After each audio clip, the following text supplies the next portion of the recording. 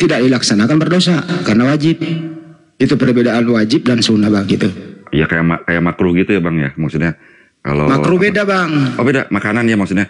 Kalau dimakan kalau itu beda bang. Makruh mendekati haram tapi tidak haram. Oh, berarti intinya kalau sunnah mah ngikutin berarti dapat ya makruh pahala. Itu kehati-hatian. Makruh itu kehati-hatian bertindak dan mengkonsumsi dan menguasainya, itu kehati-hatian. Tanda udah lampu kuning bang, ntar lagi juga merah. Begitu bang. Makruh. Berarti saya definisiin gini bang, berarti kalau sunnah itu perbuatan Nabi yang kalau diikutin dapat pahala boleh, kalaupun tidak apa-apa, tidak ada kewajiban.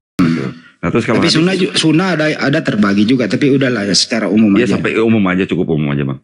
Berarti kalau hadis itu maksudnya. Iya, oke. Kalau hadis berarti perkataan, perbuatan, diamnya Nabi gitu loh. Itu hadis ditulis semua oleh orang-orang yang terdekat beliau, makanya bersanad. Misalnya nih ya, contoh nih hari Kamis Nabi melaksanakan sholat duha atau hari Senin Nabi melaksanakan puasa.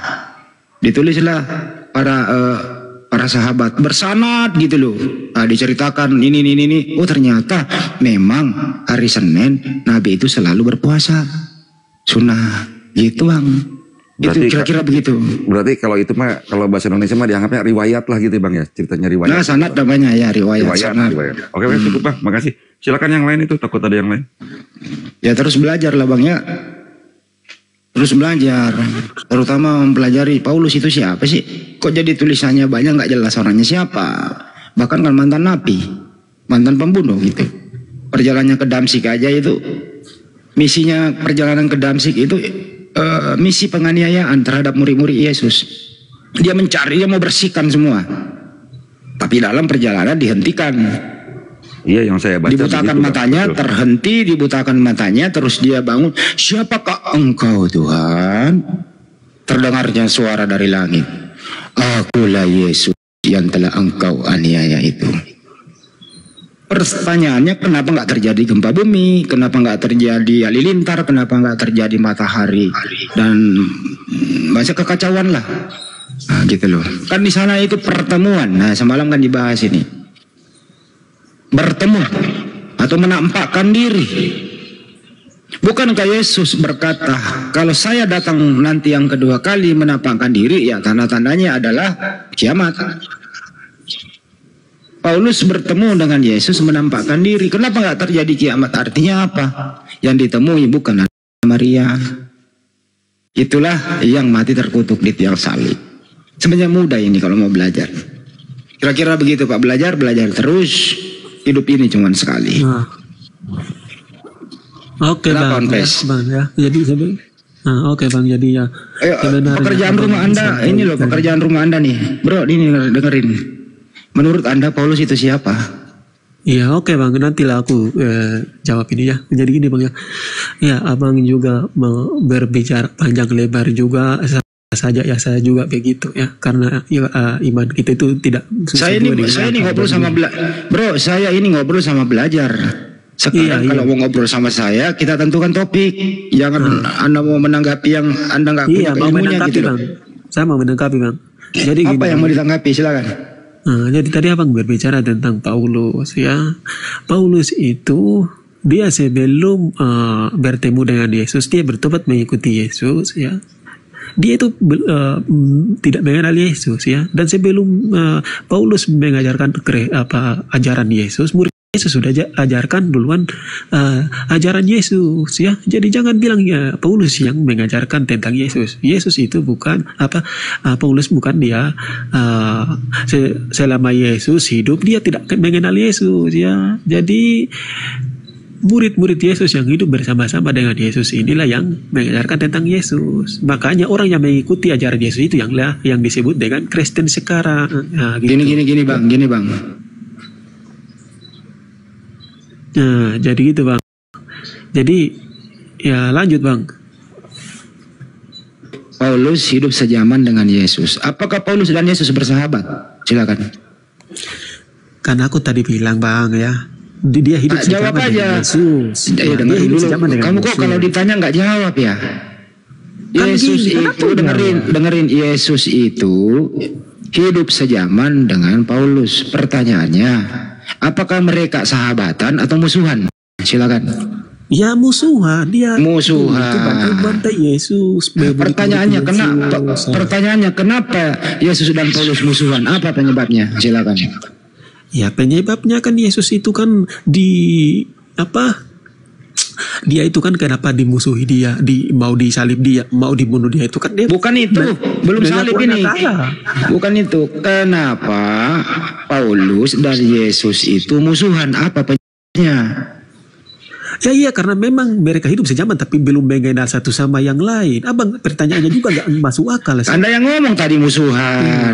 Bertanyalah sesuai dengan logika lah. Ya sekarang apa penyebabnya musuhan? Gini loh, yang memusuhi Paulus kah yang memusuhi Yesus atau Yesus kah yang memusuhi Paulus? Dan apa penyebabnya bermusuhan? Silakan.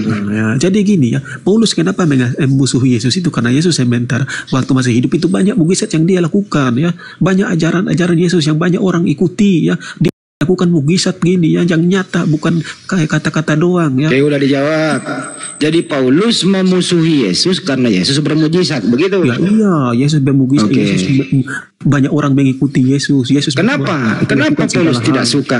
Kenapa Paulus tidak suka kalau Yesus bermujizat? Iya, karena mungkin berpengaruh pada saat itu. Makanya sampai Kenapa? orang Yahudi juga minta disalib itu karena dia membuat kuasa, dia mengaku anak Allah kan itu. Maksudnya kenapa iri hati ada orang bermujizat membangkitkan orang mati? Ya, menghidupkan orang mati, orang lumpuh berjalan, orang buta melihat, gitu ya. Kenapa Paulus memusuhi kinerja Yesus? Apa penyebabnya? Karena aku tadi bilang dia memusuhi Yesus karena Yesus kan melakukan segala mukjizat pengaruh Iya, pada kenapa zaman dia itu. membenci mujizat? Kenapa? Iya mungkin karena waktu itu dia kan belum orang setan, belum mengenal Yesus. Kan dia dari orang tidak bertobat mengenal Yesus. Kenapa? Dia kan dengar sih. Dia kan namanya orang yang belum mengenal Yesus itu kan kerasukan setan atau gini-gini. Makanya dia benci Paulus mujizat kerasukan kebenaran. setan. Paulus kerasukan setan. Bukan, maksudnya Nah, dia kan terus? belum mengenal Yesus ya. Namanya orang belum mengenal Yesus, belum mengenal kebenaran ya. Otomatis dia benci kepada kebenaran ya. Setelah dia kenal kebenaran, maka dia betul-betul. Ntar dulu, jangan pindah dulu ke kebenaran. Ntar ini dulu nih, belum kelar nih. Belum kelar, jangan dulu perjalanan ke Damsik, belum. Ini dulu nih. Sama ini urusannya. Bermujizat kan begitu. Ya, itu jawaban Yesus Anda. bermujizat ya. Itu Ntar dulu saya ngomong dulu, abis ini Anda gitu loh. Dengarkan baik-baik supaya nyambung. Anda ini kalau saya ngomong Anda tutup supaya Anda ini tidak mendengarkan, yang penting ngomong. Nah, netizen nanti marah loh. Ini orang ngomong apa gitu loh, gantian. Jadi saya ulang. Jadi yang memusuhi Yesus adalah Paulus. Sebabnya adalah karena Yesus bermujizat. Artinya Paulus tidak suka mukjizat Yesus. Paulus tidak suka kalau Yesus itu di atas daripada Paulus. Artinya di sini ada rasa iri hati. Kenapa bukan saya yang bermukjizat? Kenapa Yesus yang dikasih mukjizat oleh Sang Pencipta itu? Apa benar demikian? Paulus iri hati terhadap kinerja Yesus. Silakan. Giliran kamu, bro. Nah, ini diskusi gini enak nih. Kamu lagi. Jadi gitulah yang tadi abang bilang itu ya, mereka tidak mengakui mukjizat itu, mereka benci terhadap mukjizat itu, makanya mereka mau ajaran Yesus itu tidak berlanjut, makanya mereka bunuh murid-murid Yesus, mereka mau menghabisi segala apa yang Yesus mengajarkan murid-murid Yesus. Itulah tadi abang katakan itu benar, karena mereka tidak mau menerima atau menerima mukjizat itu ya, makanya artinya bukan kami ikuti Paulus tapi kami ikuti Anda udah membenarkan Yesus, saya gitu. Anda udah membenarkan saya ya cukup, artinya kesimpulannya Paulus ini iri hati terhadap mukjizat Yesus, betul? Ya iya, karena mereka tidak mau menerima iri mukjizat hati. Yesus. Lanjut kita gitu dong kalau diskusi, jadi to the point, cepat gitu. Waktu itu Paulus itu Tuhannya siapa ya waktu dia memusuhi Yesus? Ya waktu dia musuh Yesus itu, kalau masalah Tuhannya kan saya nggak tahu. Tanya aja ke dia, abang nanya gitu. Oke. Jadi Anda nggak tahu Tuhannya Paulus waktu itu, waktu musuh Yesus. Yang jelas Yesus waktu ada di muka bumi ini, dia itu bertuhan. Dia menerangkan, dia mengajarkan kepada Bani Israel, Sema Israel, Adonai Elohim, Adonai Ehad. Dengarlah wahai orang Israel, Tuhan itu esa. Paulus juga mendengarkan itu. Pertanyaannya, apakah Paulus itu mendengarkan ajaran Yesus menyembah satu Tuhan, atau Paulus ini tidak bertuhan? Silakan. Ya, ya. Jadi ya kalau abang bertanya gitu, abang tanya saja kepada Paulus ya. Karena Paulus udah nggak ada ya. Nah, oke, dengar bang, kami sudut pandang Kristen, orang Muslim menyerang kami apapun. Tapi kalau menurut sudut pandang kami orang Kristen, kami menyembah Yesus itu sama dengan kami menyembah Bapa di surga. Enggak dulu, jangan penyembahan dulu. Saya nggak nyerang Anda loh. Saya nggak menyerang Anda. Jangan framing, saya nggak nyerang loh. Kita santai aja, kenapa? Saya nggak nyerang Anda. Artinya apa? Yesus itu bertuhan, mengajarkan Tuhan itu satu. Pertanyaan saya, apakah Paulus juga menyembah satu Tuhan, atau Yesus tidak, atau Paulus tidak bertuhan waktu itu? Ya, oke. Abang harus tahu ya, sebelum Yesus ada saja, sebelum Muslim, Kristen maupun agama di dunia ini, orang-orang sebelum agama di dunia ini lahir di dunia ini, udah ada orang-orang duluan. Enggak usah membahas dunia, saya nanya Tuhan apa. Enggak usah membahas dunia. Sederhana. Apakah waktu itu Paulus bertuhan atau tidak? Ya mungkin bertuhan, tapi saya nggak tahu Tuhannya. Tapi yang jelas manusia mungkin itu sebelum jawaban Anda sudah saya tangkap. Mungkin bertuhan, tapi saya nggak tahu Tuhannya, kan itu jawaban Anda. Cukup kan? Iya memang. Oke, itu dong kalau menjawab. Jadi menurut Anda, mungkin Paulus bertuhan, tapi Anda tidak tahu Tuhannya. Pertanyaannya, apakah Tuhannya Paulus dan Tuhannya Yesus waktu itu sama? Ya, kalau kita lihat itu ya, kalau melihat sudut pandang ya, berarti belum ada kebenaran di dalam dia, karena manusia pada zaman itu bisa menyembah segala berhala, bisa menyembah pohon segala macam. Oke, baik. Berarti menyembah manusia juga. Sudah cukup. Gitu. Artinya Tuhannya Paulus dan Tuhannya Yesus beda. Pantaslah Paulus ini tidak mengenal Tuhan, akhirnya menjadi preman, ya, menganiaya dan membunuh pengikut Yesus. Betul? Betul, memang betul. Oke. Menganiaya dan membunuh pengikut Yesus itu menurut Anda perbuatan jahat atau bukan?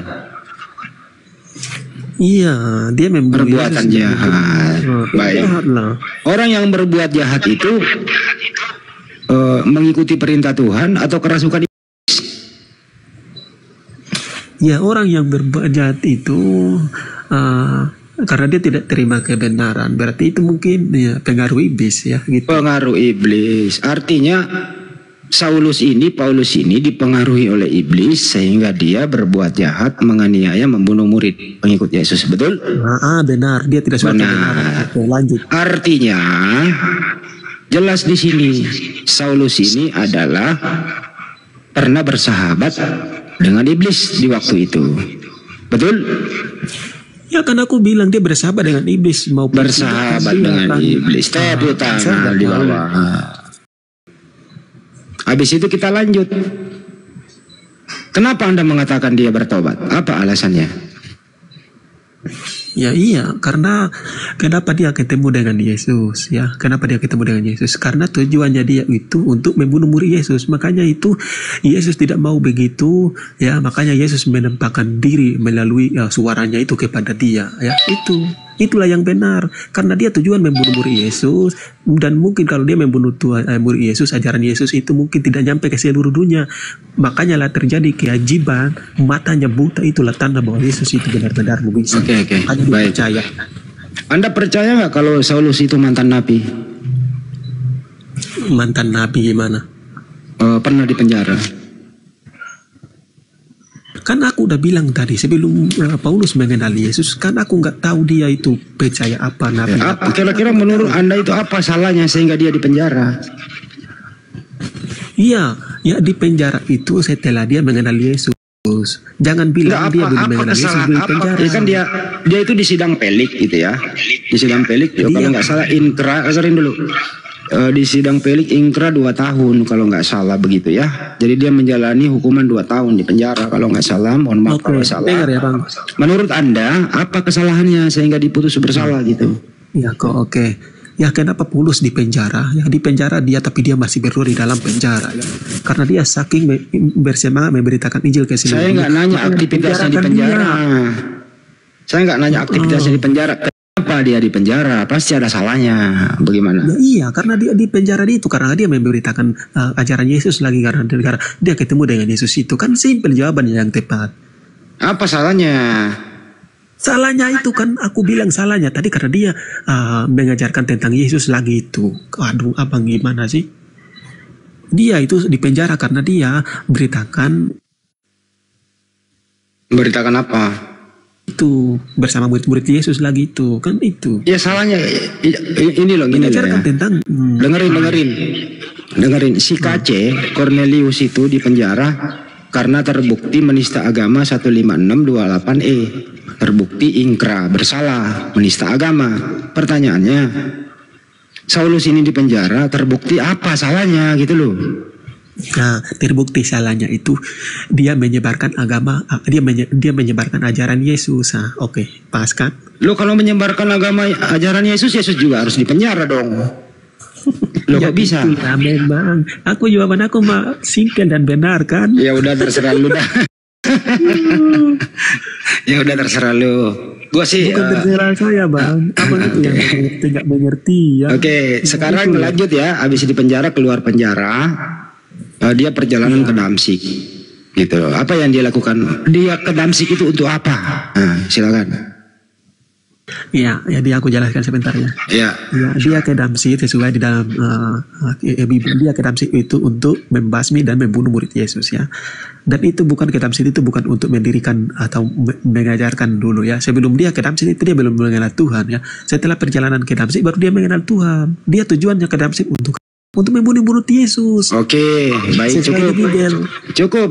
Artinya teman-teman, jadi Saulus ini setelah keluar dari penjara, dia belum sadar masih ingin pergi ke Damsik membunuh pengikut Yesus. Jangan abang framing, ya kan aku bilang tadi dipenjarakan itu sesudah bertobat. Gimana sih gak gitu-gitu juga abang? Oke. Jadi kita mundur ya. Jadi diundur artinya perjalanan ke Damsik itu ingin membunuh murid-murid, betul? Betul. Nah, artinya niatnya masih jahat, artinya niat orang yang membunuh itu menstreanya niatnya itu masih ingin membunuh. Betul? Iya betul 100% karena dia belum mengenal Yesus. Terjadi nggak pembunuhan itu atau dicekal di tengah jalan? Bagaimana? Ya, jadi dia menuju Damsik itu dia belum tahu apa-apa tentang Tuhan Yesus, dia belum bertobat. Setelah dia menuju ke Damsik, tujuannya membunuh murid Yesus. Di jalan dia belum nyampe ya, keajaiban terjadi pada dirinya pada waktu itu. Dia mendengar suara langsung ya, suara yang berkata-kata dan itu bukan suara saja tetapi langsung matanya buta. Itu bertandanya bahwa mukjizat Tuhan itu nyata kepada dia ya, bukan suara saja tapi langsung matanya buta. Disitulah. Oke bang, lanjut. Oke. Jadi perjalanannya ke Damsik itu nih membunuh murid-murid di padang gurun itu. Dia rebah ke tanah, jatuh, matanya buta. Kemudian dia bertanya, siapakah engkau Tuhan? Terus kemudian ada suara menampakkan diri, penampakan dari langit berbentuk cahaya. Akulah Yesus yang telah engkau aniaya itu. Kan begitu ya? Banyumak, bisa lanjut Banyumak, bantu saya. Lucu ini. Iya, sabar Bang. Ya, sabar. Ya. Sabar Ki. Masukin dulu bagian kain ini di sini ya. Akulah Yesus yang telah engkau aniaya itu. Silakan. Iya. Sabar ya. Sabar. Pertanyaannya, kapan Yesus dianiaya oleh Paulus? Lanjut. Iya, sabar. Oke. Ya, jadi terkait dengan materi ini, itu bisa kita dalami di dalam Lukas 21 nomor 8 sampai nomor 12. Di sini saya hanya ingin menekankan kepada saudara bahwa terkait dengan Paulus ini sudah dinubuatkan oleh Yesus di dalam data yang saya sebutkan tadi. Waspadalah kepada penyesat yang datang kepadamu dengan memakai namaku dan berkata, akulah dia, waktunya sudah dekat, jangan kamu percaya. Nah, kalau kita telusuri ucapan Yesus ini kepada muridnya kan, waspadalah supaya kamu jangan disesatkan. Sebab banyak orang akan datang dengan memakai dan berkata, akulah dia. Dan saatnya sudah dekat, janganlah kamu mengikuti mereka. Dari mana kita tahu bahwa dia adalah Paulus? Kita bisa lihat di data nomor 12-nya. Tetapi sebelum semuanya itu, kamu terlebih dahulu akan ditangkap, dianiaya, diserahkan ke rumah-rumah ibadah, di penjara, dan kamu akan dihadapkan kepada raja-raja dan penguasa-penguasa oleh karena namaku. Pertanyaan saya, siapa pelakunya yang menghantarkan murid Yesus teraniaya, diserahkan ke rumah ibadah, dipenjara, dan dihadapkan kepada raja dan penguasa? Tolong sebut satu nama, silakan.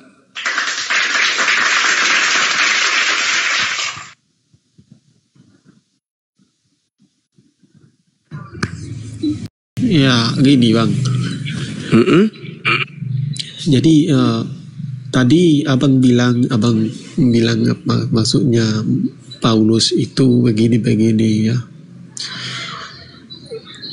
Paulus itu dia bertemu dengan Yesus itu bukan dia sekedar mendengar suara atau mendengar cahaya ya. Dia Tuhan Yesus membuktikan langsung bahwa dia itu mengaku itu karena apa? Buta mata, tiba-tiba matanya buta ya. Lalu abang semua bernarasi begini karena dia datang membawa namaku begini. Saya tanya abang semua, Paulus itu apakah nabi? Kan bingung abang semua nanti. Yesus kenapa ke situ? Kenapa ke situ larinya? Bingung kan? Abang semua bingung kan? Saudara, kenapa larinya ke sana? Begitu. Makanya itu jangan ke situ Bang Suma. Nanti aku training. Kenapa larinya ke situ, saudara? Saya kan memberikan materi terkait apa yang Yesus katakan kepada Bani Israel muridnya. Waspadalah kepada penyesat yang datang kepadamu dengan memakai dan berkata, akulah dia, dan saatnya sudah dekat, jangan kamu mengikuti mereka. Namun sebelum itu terjadi, sebelum penyesat itu datang, memakai namaku, mengatasnamakan aku, menjual namaku, ngaku-ngaku bertemu aku, mengaku utus aku, mengaku rasulku, mengaku bertemu aku. Sebelum itu terjadi, kamu muridku terlebih dahulu ditangkap, dianiaya, diserahkan ke rumah ibadah, dipenjara, dan juga dihadapkan kepada penguasa-penguasa. Pertanyaan saya, siapa oknum yang datang menganiaya murid Yesus? Jawab.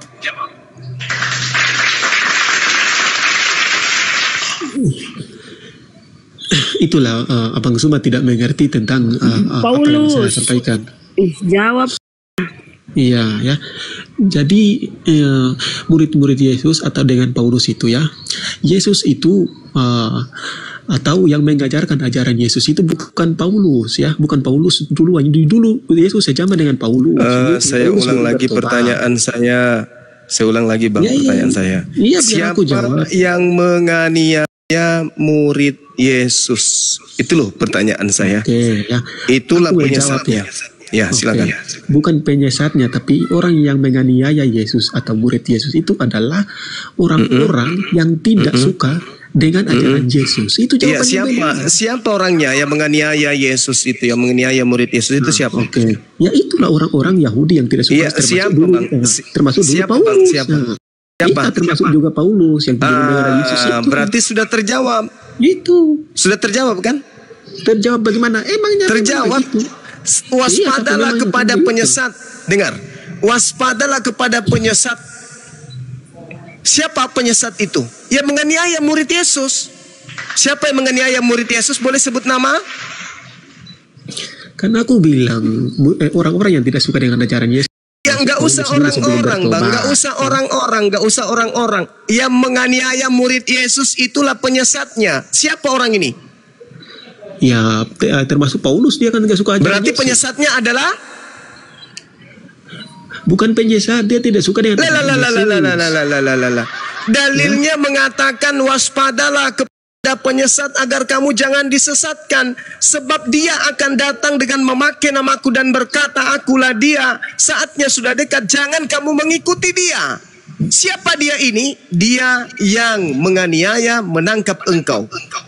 Anda sudah menjawab, yang menangkap murid Yesus itu Paulus. Lalu penyesatnya siapa? Bang Handi gitu. Hah? Bang Handi penyesatnya. Hah? Saudara, ayolah lembutkan hatimu, lembutkan. Jangan memperbodoh diri. Kita udah dewasa, kita dikasih akal oleh Tuhan.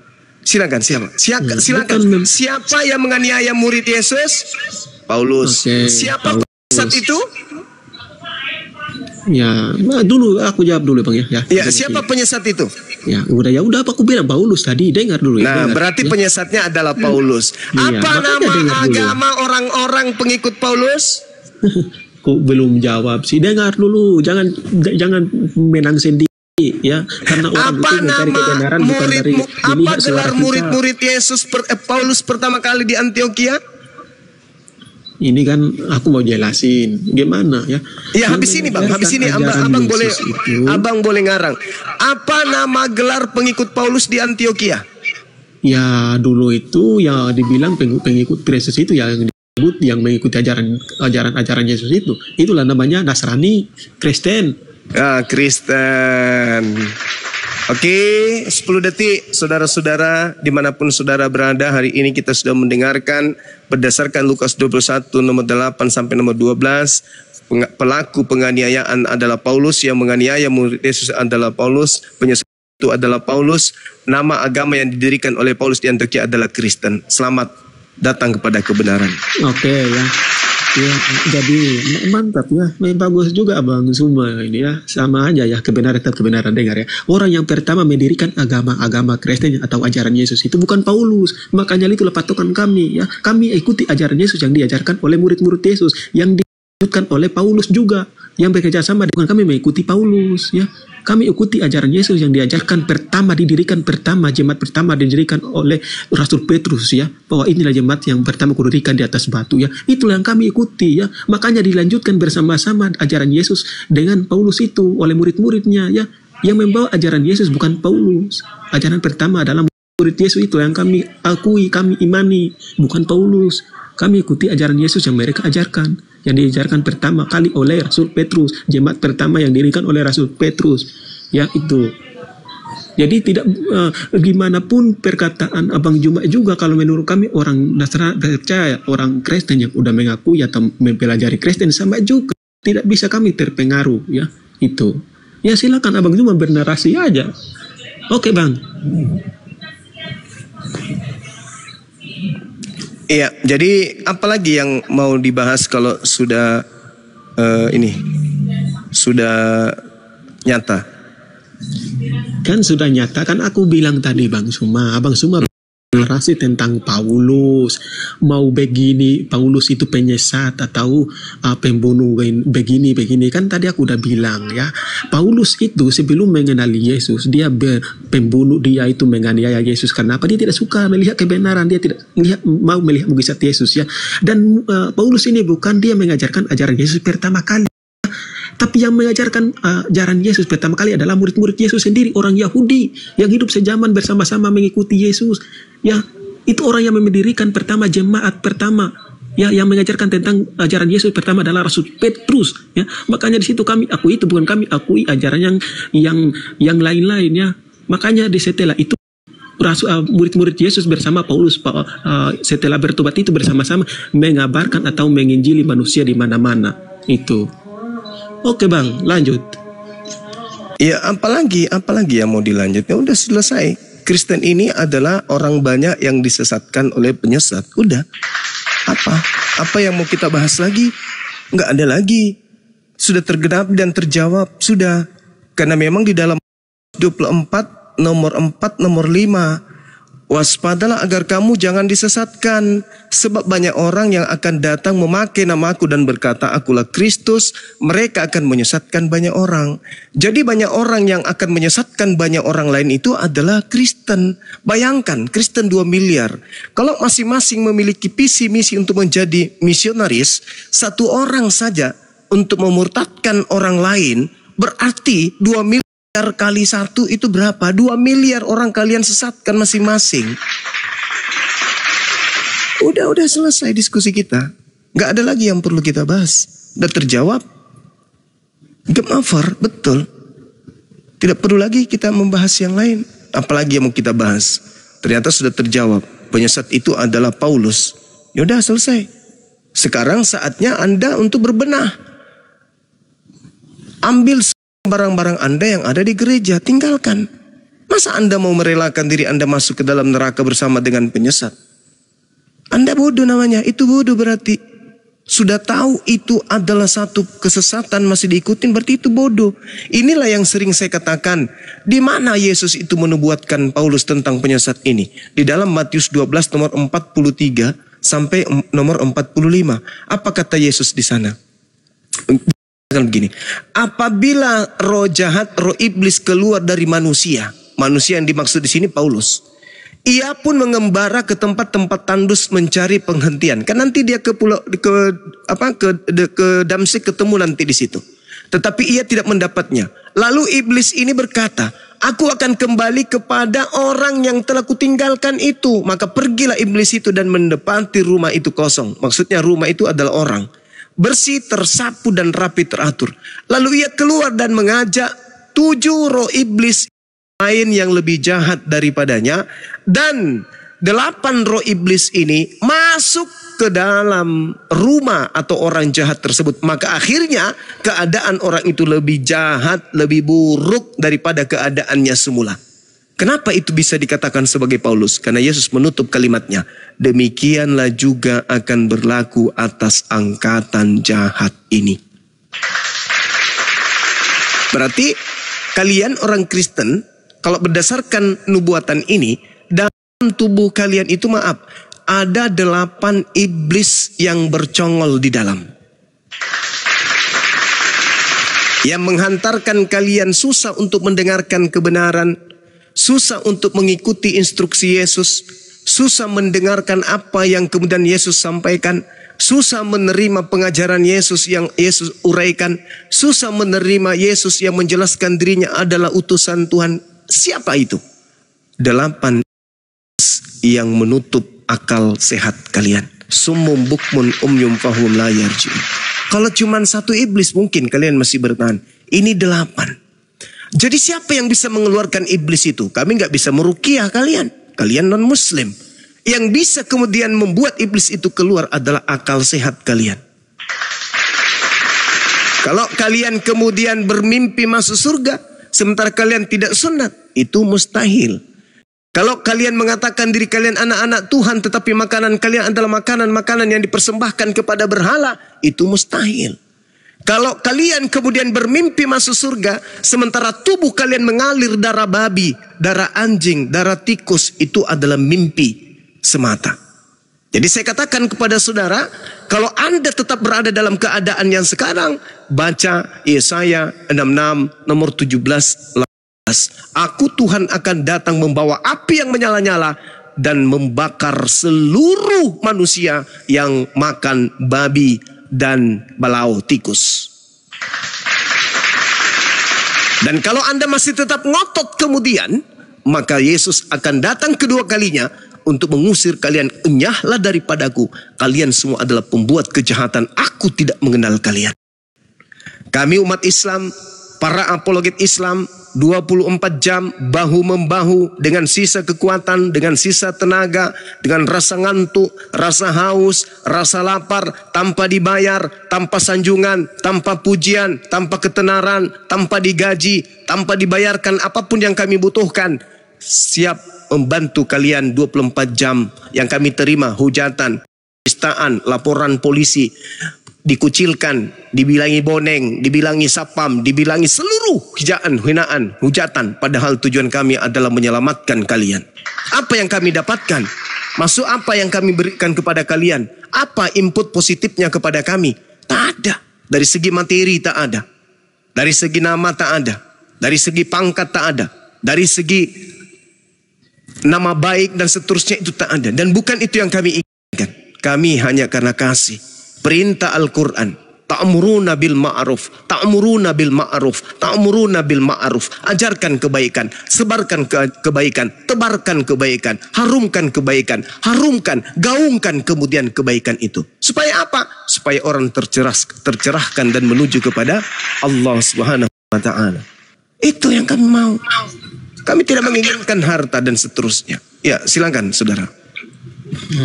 Ya, oke Bang Suma ya. Ya, Bang Suma menjelaskan panjang lebar ya. Aku bilang ke Bang Suma, kalau Bang Suma jawab pertanyaan saya ini, saya mualaf Bang Suma. Serius. Kalau Bang Suma sanggup menunjukkan data yang benar ya. Karena udah banyak panjang lebar Bang Suma ya. Kalau Bang Suma sanggup menjawab atau membuktikan pertanyaan saya ini, saya mualaf. Saya dengan keluarga saya. Silakan Bung, saya tidak punya kekuatan untuk membuat Anda mu'alaf. Yang bisa membuat Anda mu'alaf itu adalah Anda sendiri, dikarenakan Anda menggunakan akal Anda. Silakan Anda bertanya, kalau saya tidak sanggup menjawab itu karena saya manusia biasa, saya bukan malaikat, saya bukan nabi.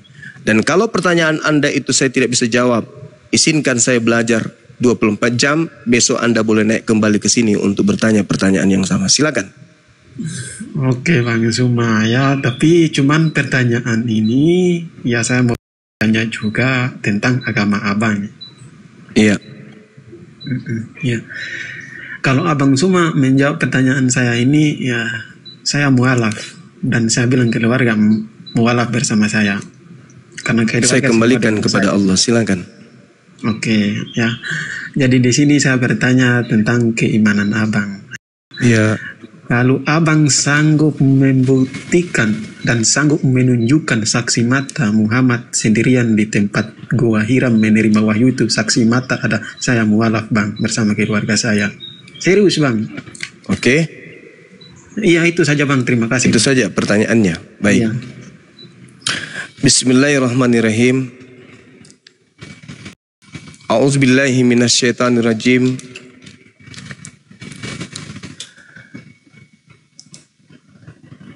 Lakinillah yashhadu bima anzala ilaik anzalahu bi ilmi wal malaikatu yashhadun wa kafa billahi syahida.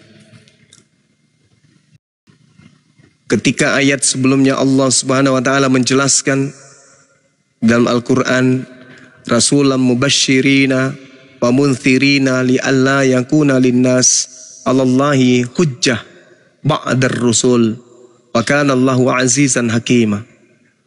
Rasul itu adalah sebagai pembawa wahyu, kabar gembira dan pemberi peringatan agar tidak ada alasan bagi manusia untuk membantah Allah setelah rasul-rasul yang diutus itu. Allah Maha Perkasa lagi Maha Bijaksana. Ayat sebelumnya Allah mengatakan wa rasulan kad qasas hum alaik min qablu wa rasulan lam naqsushum alaik wa kallamallahu Musa taklima. Dan ada beberapa rasul yang telah aku kisahkan kepadamu wahai nabiku. Ada rasul yang aku kisahkan kepadamu di mana nabi itu rasul itu datang sebelummu, dan ada beberapa rasul yang tidak aku kisahkan kepadamu. Dan kepada Musa Allah berfirman langsung. Nah, di ayat ini khususnya di Al-Quran surah An-Nisa ayat 166 Allah Subhanahu wa taala menjelaskan lakinillah yashhadu bima anzala ilaika anzalahu bi ilmi. Allah menjadi saksi atas Al-Quran yang diwahyukan Allah kepadamu wahai Nabi Muhammad. Allah menurunkan Al-Quran dengan ilmunya dan para malaikat pun menjadi saksi, dan cukuplah Allah menjadi saksi bagimu. Kalau kesaksian manusia, saya masih ragu. Tapi kalau pencipta langit dan bumi yang sudah menjadi saksi, maka apa yang saya harus ragukan? Anda baca di dalam kitab Bukhari nomor 2, di situ Siti Aisyah menjadi saksi kenabian Rasulullah. Bukhari 2 diceritakan di sana bagaimana Siti Aisyah yang menjadi saksi atas wahyu yang diterangkan oleh Allah kepada baginda Rasulullah Muhammad sallallahu alaihi wasallam. Begitu dikatakan kepada Nabi Muhammad bahwa ketika Nabi Muhammad mengatakan, datang kepadanya seorang yang bertanya, kemudian diceritakan oleh Abdullah bin Yusuf dan mengabarkan dari Malik, dari Hisham bin Urwah, dari bapaknya dari Aisyah, ibu kaum muslimin, bahwa Al-Harits bin Hisham bertanya kepada Rasulullah, wahai Rasulullah, bagaimana caranya wahyu turun kepada engkau? Maka Rasulullah sallallahu alaihi wasallam menjawab, wahyu datang kepadaku, terkadang datang kepadaku seperti suara gemerincing lonceng, dan cara ini yang paling berat buatku. Lalu terhenti sehingga aku dapat mengerti apa yang disampaikan. Dan terkadang kemudian datang malaikat menyerupai seorang laki-laki lalu berbicara kepadaku, maka aku ikuti apa yang diucapkan oleh malaikat tersebut. Wahyu kepada beliau sallallahu alaihi wasallam pada suatu hari yang sangat dingin lalu terhenti, dan aku lihat dahi beliau mengucurkan keringat. Siti Aisyah menjadi saksi kedatangan malaikat Roh Kudus kepada beliau, memberikan wahyu kepada beliau. Di mana tulis? Bukhari nomor 2. Sahih. Al-Quran surah Al-Isra ayat 96. Allah subhanahu wa ta'ala pun menjelaskan. Di sana diterangkan oleh Allah bahwa baginda Rasulullah Muhammad sallallahu alaihi wasallam menerima penjelasan yang akurat dari Allah. Kul, katakan wahai Nabiku Muhammad, katakan kepada dunia, kafa billahi syahidan baini wa bainakum. Cukuplah Allah menjadi saksi antara aku dan kamu sekalian. Innahu kana bi ibadihi khabiran basira. Dan sungguh Allah maha mengetahui, maha melihat akan hamba-hambanya. Jadi Al-Quran itu tidak butuh mata orang memandang, tidak butuh ada kesaksian-kesaksian orang, nggak butuh. Cukup Allah yang menjadi saksi, cukup malaikat menjadi saksi, cukup Nabi Muhammad menjadi saksi, cukup sejarah menjadi saksi, alam semesta ini menjadi saksi, waktu yang menjadi saksi, ilmu pengetahuan yang menjadi saksi, seluruh aspek unsur dunia, langit dan bumi menjadi saksi akan kebenaran Nabi Muhammad sebagai penerima wahyu. Tidak ada yang bisa membantah itu. Kalau Anda kemudian memperbandingkan, oh enggak ada manusia yang lihat. Siapa yang melihat Nabi Musa menerima wahyu di atas bukit Sinai? Masya Allah. Syukran Bunda Mila. Siapa yang melihat Nabi Musa menerima wahyu di bukit Sinai? 5 kitab yang diterima oleh Nabi Musa. Siapa saksinya? Siapa saksi melihat Adam berbincang-bincang dengan Tuhannya di Eden? Tak ada saksi. Siapa saksi kemudian melihat Nabi Abraham alaihissalam ketika Tuhan datang memerintahkan kepadanya untuk mengorbankan anak tunggalnya? Tak ada saksi. Siapa saksi turun ke bumi? Siapa saksi melihat Elohim turun ke bumi, masuk ke dalam rahimnya Maria menjadi Yesus? Gak ada saksi. Orang Kristen menjadi Kristen tak ada saksi Lukas berbicara dengan Yesus. Orang Kristen membenarkan ajaran Yohanes, tak ada saksi melihat Yesus bertemu dengan Yohanes, penulis Yohanes maksud saya. Orang Kristen menjadi Kristen karena kitab Markus, tidak ada saksi Markus bertemu dengan Yesus. Orang Kristen menjadi Kristen, tidak ada saksi melihat Yesus bertemu dengan Paulus. Padahal Yesus adalah manusia. Paulus, Lukas, Markus, Matius, pengarang-pengarang buku ini juga adalah manusia. Padahal Yesus turun ke bumi. Mereka penulis Bible ini adalah orang yang ada di bumi. Mereka Yesus ada di Galilea, di Yerusalem. Mereka yang mengaku-ngaku penulis buku ini ada di Yerusalem. Tapi adakah manusia yang pernah melihat mereka bertemu berbincang-bincang? Tak ada satupun manusia yang menjadi saksi. Lalu kenapa giliran menjadi Islam harus ada saksi? Bukankah Al-Quran ini sudah menjadi saksi? Apa yang ditorehkan Al-Quran sudah benar seluruhnya. 1400 tahun Al-Quran menyatakan kebenarannya. Dan ilmu pengetahuan, kedokteran, matematika, fisika, kimia, antropologi, sosiologi, semuanya menjelaskan tentang itu semua. Semuanya kemudian menjelaskan tentang kebenaran Al-Quran. Alam semesta ini menjadi saksi. Tidak ada kemudian membantah apa yang tertuang di dalam Al-Quranul Karim. Semuanya diterangkan oleh Allah Subhanahu wa taala melalui Al-Quran. Contoh, ketika Al-Quran mengatakan bahwa Allah pencipta langit dan bumi itu mengawinkan tumbuh-tumbuhan sehingga mereka berbuah. Ternyata diterangkan dalam Al-Quran surah Al-Hijr 22. Apa perlu kesaksian? Ternyata ilmu pengetahuan, ilmu pertanian, ilmu tumbuh-tumbuhan menjadi saksi kebenaran Al-Quran yang diwahyukan 1400 tahun silam, bahwa tumbuh-tumbuhan pun itu ternyata dikawinkan. Lalu kemudian alam semesta ini bersaksi kebenaran Al-Quran tentang sungai yang ada di dalam dasar laut. Al-Quran menyatakan 1400 tahun dalam surah Al-Furqan ayat 53. Adakah kemudian saksi? Alam semesta yang bersaksi. Siapa itu? Sungai yang ada di dasar laut menjadi saksi bahwa 1400 tahun silam Nabi Muhammad sudah menceritakan itu. Nabi Muhammad bukan penyelam. Nabi Muhammad tidak pernah ke laut. Nabi Muhammad tidak punya kapal. Nabi Muhammad tidak pernah kemudian turun ke dasar laut menemukan sebuah sungai di dasar laut. Kemudian Al-Quran menjadi saksi di dalam Al-Quran surah Al-Alaq ayat 15 sampai ayat 17. Bagaimana cara orang atau manusia atau otak manusia itu mengambil keputusan dalam satu perkara. Otak yang ada di dalam kepala kita ini itu dijelaskan oleh Al-Quran yang diterima oleh Nabi Muhammad sallallahu alaihi wasallam 1400 tahun silam. Padahal di situ Nabi Muhammad tidak pernah menggunakan mikroskop. Tidak ada alat untuk mendeteksi otak. Tapi kenapa Rasulullah kemudian mampu menjabarkan itu? Berarti ilmu pengetahuan hari ini, berarti kepala-kepala yang terpasang di batok kepala manusia, itu yang akan menjadi saksi ketika mereka menggunakan akal untuk sampai kepada Al-Quranul Karim. Belum lagi ketika diceritakan tentang teori Big Bang. Al-Quran surah Al-Ma'idah ayat 30. Teori ini yang menjadi satu sumber ilmu pengetahuan di atas muka bumi. Dengan menggunakan disiplin ilmu apapun, semua ilmu pengetahuan akan mengiyakan.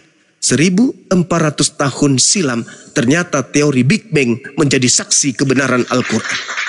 Bagaimana tentang black hole, lubang hitam, tempat di luar angkasa yang merupakan lubang hitam? Diterangkan dalam Al-Quran surah At-Takwir ayat 15 nomor 16. Pada zaman Rasulullah belum ada pesawat. Kenapa Rasulullah bisa mengetahui tentang tata surya yang ada di atas sana? Itu menjadi saksi tentang kebenaran Al-Quran. Apa yang datang kepada Nabi Muhammad tidak perlu kemudian ada saksi manusia, tapi alam semesta ini semuanya menjadi saksi akan kebenaran Al-Quran. 1400 tahun silam belum pernah ditemukan adanya api di dasar laut. Belum ada orang yang sampai ilmunya ke sana. Belum ada kemudian alat yang canggih untuk menemukan alat itu. Tetapi alam semesta, lagi-lagi api yang ada di dasar laut menjadi saksi kenabian Rasulullah Muhammad sallallahu alaihi wasallam. Dalam Al-Quran surah At-Tur ayat 6, Rasulullah Muhammad SAW sudah menjelaskan jauh lebih dulu sebelum alam semesta menyatakan kebenarannya. Al-Quran menjelaskan dalam surah Al-Qiyamah ayat 3, jari-jari manusia seluruhnya yang ada di atas muka bumi ini menjadi saksi akan kenabian Rasulullah Muhammad sallallahu alaihi wasallam. Kenapa? Al-Quran Al-Qiyamah menjelaskan tentang sidik jari. Subhanallah. Al-Quran tidak butuh kesaksian orang-orang jahiliyah. Al-Quran butuh kesaksian ilmu pengetahuan. Dan baru hari ini semua manusia mengetahui sidik jari di antar satu manusia dengan manusia yang lainnya. Meskipun triliunan manusia, tidak akan sama sidik jarinya. Dan itu sudah diterangkan di dalam Al-Quran surah Al-Qiyamah ayat ketiga. Lalu bagaimana kemudian proses hujan itu dibentuk? Al-Quran menjadi saksi. Alam semesta ini menerangkan. Dalam Al-Quran surah Ar-Rum ayat 48. Bagaimana pembentukan hujan itu terjadi 1400 tahun silam. Al-Quran sudah menguraikan itu. Dengan demikian, proses terjadinya air hujan menjadi saksi akan kenabian baginda Rasulullah Muhammad sallallahu alaihi wasallam. Kemudian Dua air dalam laut yang tidak mungkin bersatu. 1400 tahun silam kenabian Rasulullah Muhammad sallallahu alaihi wasallam sudah menguraikannya. Al-Qur'an surah Ar-Rahman ayat 19 sampai ayat 20. Bagaimana mungkin suatu kemustahilan Nabi Muhammad bisa mengetahui ini kalau tidak alam semesta yang bersaksi bahwasanya kenabian Rasulullah Muhammad sallallahu alaihi wasallam bisa dibuktikan dengan lisannya. Dalam Ulangan 18 nomor 20, apa kata Tuhan di sana? Jika seorang nabi mengatakan sesuatu perkataan biisnillah dengan atas namaku, bismi anoki dengan namaku, tapi tidak terjadi apa yang dikatakan nabi tersebut, maka nabi itu harus mati karena dia telah melakukan kedustaan yang sangat dahsyat. Padahal Nabi Muhammad mengucapkan satu ucapan yang diterangkan kemudian oleh lisannya melalui wahyu dari Allah, apa yang diterangkan, apa yang dinubuatkan, bahwa besok hari orang akan menemukan sidik jari, akan menemukan api di dasar laut, orang akan menemukan teori Big Bang, orang akan menemukan sungai di dasar laut, orang akan menemukan bagaimana cara otak mengambil keputusan. Dan alhamdulillah seluruh nubuatan itu tergenapi oleh ilmu pengetahuan. Masih ada lagi. Bagaimana Al-Quran menjelaskan 7 struktur lapis bumi dan juga 7 struktur lapis langit. Allah subhanahu wa ta'ala menjelaskan dalam Al-Quran surah At-Talaq ayat 12. Dan hal itu baru ditemukan belakangan ini. Abad ke-20 baru ditemukan hal tersebut. 1400 tahun silam Rasulullah Muhammad SAW telah menggariskan kebenaran Al-Quranul Karim, kebenaran kenabiannya. Al-Quran surah Al-Anbiya ayat 33. Allah subhanahu wa ta'ala menjelaskan garis edar tata surya.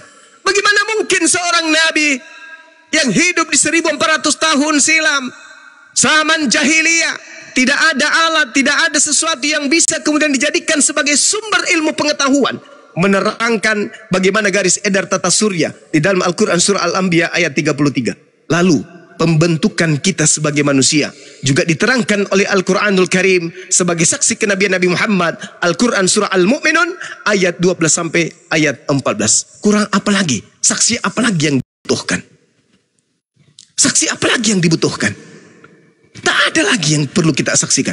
Maka dengan membaca Al-Quranul Karim, orang yang memiliki akal akan mengatakan, wa ana, dan saya bersaksi tidak ada nabi yang diutus setelah baginda Rasulullah Muhammad sallallahu alaihi wasallam. Dialah adalah nabi yang terakhir. Asyhadu an la ilaha illallah wa asyhadu anna Muhammadar Rasulullah. Apa yang perlu diragukan? Kalau dia bukan nabi, kalau dia bukan rasul, bagaimana mungkin uraian-uraian nubuatan-nubuatannya bisa tercapai hari ini? Sebaliknya, sebuah kebohongan disaksikan oleh orang-orang yang juga adalah tukang bohong, apakah bisa berubah menjadi sebuah kebenaran? Ada Tuhan turun ke bumi menjadi bayi, kemudian mati dibunuh oleh manusia itu sendiri. Kesaksian-kesaksian itu banyak, ribuan manusia mempersaksikan itu konon. Tapi oleh orang-orang yang tidak benar, di mana kesaksian-kesaksiannya juga adalah tentu suatu ketidakbenaran, apakah itu bisa menjadi suatu kebenaran? Tidak. Kebenaran tanpa saksi tetaplah kebenaran. Kebohongan bersaksi tetaplah kebohongan. Itu fakta, itu real. Satu kejadian yang terjadi tanpa saksi tetap aja terjadi. Contoh, ada seorang anak kecil menggunakan sepeda baru. Dengan senang hati dia kemudian menggayung sepedanya sampai ke lorong gelap. Dilihat oleh tetangganya. Tetangganya iri, pingin juga membelikan anaknya sepeda, tapi kemudian dia tidak punya duit. Maka muncul siasat untuk menghilangkan anak tersebut. Pada saat anak ini masuk ke lorong yang gelap, diambilnya anak itu, dibunuhnya, lalu dibuangnya ke laut. Sepedanya diambil, dipretelin, dirubah catnya, dan seterusnya. Tak ada yang melihat, tak ada yang menyaksikan. Hari berganti hari, minggu, bulan, tahun, 10 tahun, tak ada yang mengungkap anak ini hilang secara misterius. Pertanyaannya, Apakah anak ini tidak dibunuh karena tidak ada yang menyaksikan? Tetap saja dia dibunuh meskipun tak ada yang menyaksikan. Jadi seperti itu keadaan sebuah kebenaran. Meskipun banyak orang mengaku-ngaku tapi itu dusta. Contoh, ada 5.000 orang melihat Yesus terangkat ke langit. Siapa orangnya? Kalau hanya modal kayak begitu bisa. Kenapa tanggung? Bilang aja 3 miliar.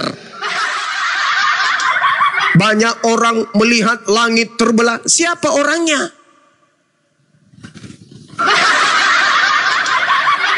Melihat anak manusia, langit terbelah dan seterusnya. Siapa yang melihat itu semua? Jadi saudara, kebenaran tetaplah kebenaran. Kebenaran itu tidak butuh saksi. Kenapa? Karena kebenaran itu akan menggiring manusia untuk menjadi saksi terhadap kebenaran tersebut. Contoh, ini contoh sederhana. Seorang wanita hamil. Butuhkah kita menjadi saksi untuk memperkarakan wanita tersebut digauli seorang laki-laki? Tentu tidak. Berani tidak kita mengatakan saya bersaksi bahwa wanita ini habis digauli oleh seorang laki-laki? Kenapa berani bersaksi? Karena saya melihat dia hamil. Berarti untuk menyatakan sebuah kebenaran itu tidak mesti di awal, tapi kita lihat di akhir. Hasil akhir yang kita lihat untuk mengetahui kebenaran awal. Wanita ini hamil, akhirnya dia melahirkan. Artinya kita pun akan mengatakan, aku bersaksi bahwa wanita ini pernah digauli oleh seorang laki-laki. Bohong tidak kesaksian itu? Tidak, tapi dia tidak melihat wanita itu digauli. Ya betul, tetapi endingnya dia melihat wanita itu melahirkan. Jadi apa kesimpulan akal kita? Ternyata kebenaran itu tidak mesti kita hadir di sana, tetapi kita lihat endingnya. Wanita ini melahirkan, bukti bahwa dia sudah digauli, dan kita percaya dia sudah digauli. Kita yakin dia sudah digauli, meskipun kita tidak melihat pada saat dia digauli. Tapi karena dia melahirkan, maka kita dengan ikhlas, ridho mengatakan wanita ini digauli. Begitulah Nabi Muhammad. Kita tidak ada pada masa pewahyuan Al-Quran, tapi karena kita hadir melihat ending akhirnya, maka kita yakin dan pasti bahwa apa yang terjadi pada diri Rasulullah itu benar-benar terjadi. Itu benar-benar dilakoni, dialami oleh baginda Rasulullah Muhammad SAW. Terakhir, di dalam kitab saudara diajarkan kemudian untuk mengakui bahwa Yesus itu adalah anak Allah, anak Tuhan katanya. Itu adalah anak Allah, itu adalah anak Tuhan. Al-Quran kemudian datang kepada Nabi baginda Rasulullah Muhammad sallallahu alaihi wasallam. Ketika diterangkan kemudian di dalam Al-Quranul Karim bahwasanya orang-orang terdahulu menganggap kemudian bahwasanya orang-orang kafir itu menganggap bahwa Al-Masih itu adalah putra Allah. Al-Quran surah At-Taubah menjelaskan itu. Apa kata Allah? Demikian itu ucapan mereka dengan mulut mereka. Mereka meniru perkataan orang-orang kafir terdahulu. Coba, apakah salah Al-Quran ini? Apakah salah 1400 tahun silam yang mengatakan bahwa orang-orang Nasrani mengatakan Al-Masih itu adalah putra Allah? Kata Al-Quran, demikianlah kemudian ucapan mereka dengan mulut mereka. Mereka meniru perkataan orang-orang kafir terdahulu sebelum mereka. Dari mana Nabi Muhammad SAW itu tahu kalau doktrin Trinitas itu sudah ada sebelum Kristen? Doktrin yang dianut Kristen itu adalah doktrin yang dijiplak dari ajaran kafir pagan sebelum orang-orang Kristen. Sejarah buktikan Trinitas yang dianut oleh orang Kristen yang meyakini Tuhan itu ada 3 pribadi, Bapa, Anak, dan Roh Kudus. Itu adalah doktrin yang jauh lebih dulu sebelum Kristen sudah ada, yaitu Mesir. Trinitas yang mereka yakini adalah Osiris, Horus, dan Isis. Masing-masing mereka sebagai Tuhan Bapa, Anak, dan Ibu. Kemudian, di ajaran yang lain, Trinitas Trimurti di India, mereka meyakini adanya 3 oknum Trimurti, Brahma, Wisnu, dan Shiva. Di situ mereka mengatakan Bapa yang memelihara, Tuhan pemelihara, Tuhan senior, dan Shiva adalah pembinasa. Banyak ajaran Trinitas yang diajarkan jauh sebelum Kristen. Di Persia, Mitaisme, mereka memahami kini Mitra sebagai dewa matahari dan seterusnya dan seterusnya. Banyak sekali. Apakah Nabi Muhammad SAW pernah melakukan penelitian sebelumnya? Tidak. Tapi seketika kemudian Al-Quran mengatakan bahwasanya orang-orang kafir mengikuti ajaran orang-orang terdahulu yang mengatakan bahwa Tuhan itu 3. Wakalatin Yahudu Uzair binullah, wakalatin Nasara al-Masih bin Maryam. Masihunullah. Jadi mereka mengatakan Al-Masih itu adalah anak Allah. Mengikuti ucapan-ucapan qauluhum bi afwahihim yudaihuna qaulal ladina kafaru min qabl. Jadi mengikuti ucapan-ucapan orang kafir sebelum Kristen. Artinya Nabi Muhammad menjelaskan sebelum Kristen, sebelum adanya ajaran Trinitas, itu sudah ada Trimurti, ya, Mitratisme, dan seterusnya. Artinya bahwasanya Al-Quran ini tidak butuh saksi. Al-Quran sudah menjelaskan bahwa apa yang dituangkan dalamnya adalah seluruhnya menggiring manusia berakal untuk menjadi saksi atas kenabian Rasulullah Muhammad SAW. Sekira demikian, saudara, kami umat Islam tidak mengharapkan kemudian Anda untuk menjadi mu'allaf selain Allah yang akan memberikan petunjuk itu. Tugas kami hanya memberi peringatan. Kami mengharapkan Anda menggunakan akal sehat. Wa qulil haqqu min rabbikum. Kebenaran itu sudah datang dari Allah. Kami hanya uraikan kebenaran itu. Jika mau beriman silakan beriman, jika ingin kafir silakan kafir. La ikraha fiddin. Tak ada paksaan terhadap agama Islam kepada orang-orang untuk masuk ke dalam agama Islam. Cuman saya ingin memberikan PR kepada saudara untuk sebagai renungan. Kalau hari ini Anda kemudian mengatakan bahwa saya akan menjadi mu'allaf kalau ada yang menjadi saksi, oke, silakan Anda renungkan apa yang saya uraikan. Saya ingin berbalas pantun kepada saudara. Saya juga akan menikah lagi kalau Anda bisa menunjukkan kepada saya ada saksi melihat Yesus datang kepada Paulus mengajarkan 13 buku yang begitu tebal. Al-Quran cuma 1 buku, Paulus ada 13 buku. Siapa yang menjadi saksi Yesus datang kepada Paulus memberikan 13 buku tersebut? Kalau Anda bisa menunjukkan satu saksi, besok kita kawin di Senayan. Oke, saya kira seperti itu. Mudah-mudahan apa yang saya sampaikan bisa jadikan sebagai pelajaran. Demikian. Dilanjut.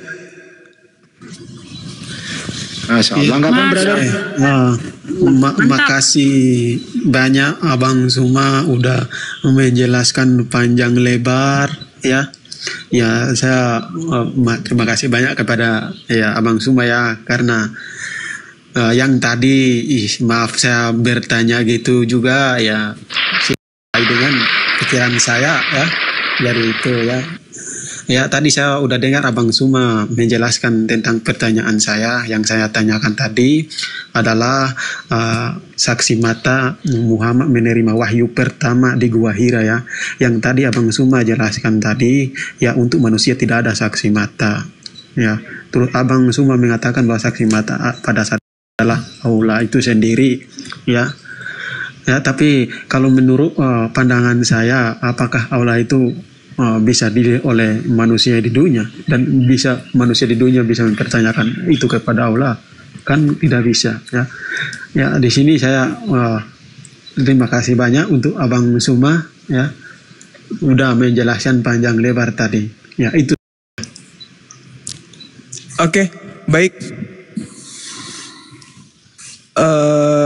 Sedikit saya menambahkan sebelum diambil alih oleh saudara-saudara sekalian. Pengakuan Yesus di dalam kitab Yohanes 8, apa kata Yesus nomor 15-nya? Kamu menghakimi menurut ukuran manusia. Aku tidak menghakimi seorang pun. Dan jikalau aku menghakimi, maka penghakimanku itu benar, sebab aku tidak seorang diri, tetapi aku bersama dengan Dia yang mengutus aku. Dan dalam kitab Taurat ada tertulis bahwa kesaksian dua orang adalah sah. Siapa dua orang ini? Akulah yang bersaksi tentang diriku sendiri, satu, dan Bapa yang mengutus aku bersaksi tentang aku, dua. Berarti Yesus membenarkan ajarannya hanya berdasarkan dua saksi. Siapa itu? Tuhannya, Bapa, dan dirinya sendiri. Kalau Nabi Muhammad levelnya jauh lebih tinggi. Kenapa? Karena Nabi Muhammad ternyata yang menjadi saksi pun malaikat. Lakinillah yashhadu bima anzala ilaika anzalahu bi ilmi wal malaikatu yashhadun. Cukuplah Allah yang menjadi saksi tentang Al-Quran yang diturunkan kepadamu Nabi Muhammad. Dia turunkan dengan ilmunya dan para malaikatnya pun menjadi saksi. Al-Quran surah An-Nisa ayat 166. Sama seperti Yesus. Yesus mengatakan dua cukup sudah sah. Menurut Taurat dua saksi sudah sah. Aku dan Bapakku. Pertanyaannya, apakah Bapak